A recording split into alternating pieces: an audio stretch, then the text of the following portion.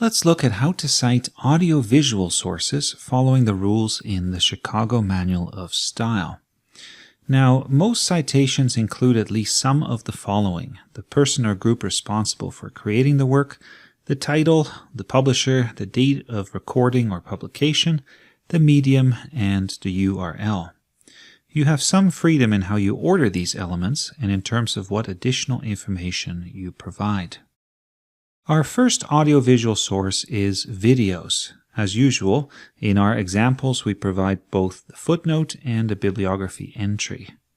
The essential elements for citing videos, or films, include the director, the title, format, and publication information.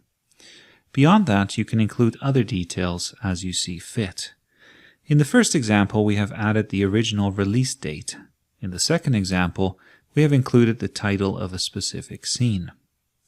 If the format is Blu-ray, write Blu-ray disc, both words capitalized, and you can include additional contributors such as writers or actors, as well as any other relevant information. Now, there are many types of online videos, and citing them requires some versatility. Here is an example of a YouTube video. Next, here is how you might cite an episode from a TV series. If the TV series cannot be watched online, you can leave out the URL. We now turn to music recordings. Before we look at some specific examples, here are some general tips. First, recordings of music vary widely, so you'll have to be creative and flexible. You should feel free to add, remove, or combine elements in order to provide a detailed citation. In particular, you will often have to choose which author or contributor you want to cite first. For example, the composer, performer, conductor, and so on. The other contributors can then be listed after the title. Make sure you add a description of each role as appropriate. The date is flexible too. You can cite the copyright date, the publication date, and/or the date of the recording. Finally, for LPs and CDs, see if you can find the catalog or acquisition number and list it right after the publisher. Okay, let's now look at some examples of musical recordings. First, here's how you might cite an entire LP or record. Note that in the second example, 33 1/3 RPM refers to the playing speed of the LP. If the recording consists of multiple LPs, you can note that.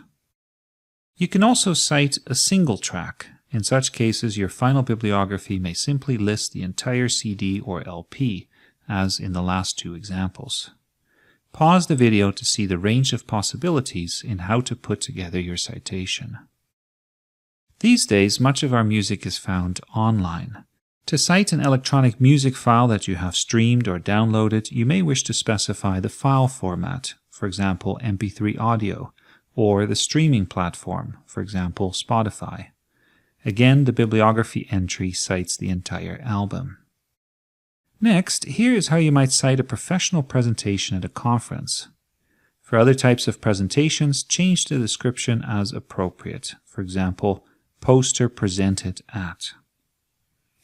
Then there are performances. These are normally cited only in the notes and not in the bibliography. Add as much information as you think is relevant. Let's finish this lesson on audiovisual sources by citing an audiobook. And for more information about audiovisual sources, please see Chapter 14 of the Chicago Manual of Style.